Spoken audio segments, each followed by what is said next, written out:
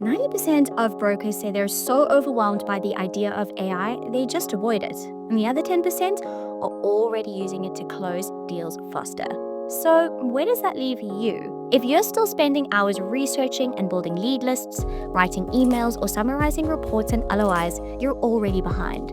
But keep watching because I'm going to show you how to do all of that in seconds using AI.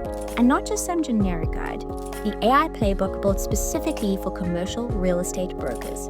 It's the exact steps, prompts, and tools you as a broker need to take to save hours in your workflows, work smarter, and close more deals. Hello, I am Lexi Frame, growth specialist at Atypical, the commercial real estate marketing agency, and my team here has spent almost a decade working with US-based CRE companies. So we know this business. We've also spent the last 2 years trialing, testing, and using every AI tool we can get our hands on. And this playbook is the result. All the hard work done for you. Want to see how it works? Watch this.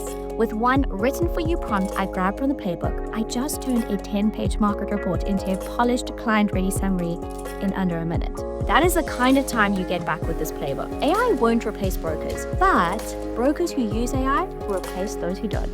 So, which one are you?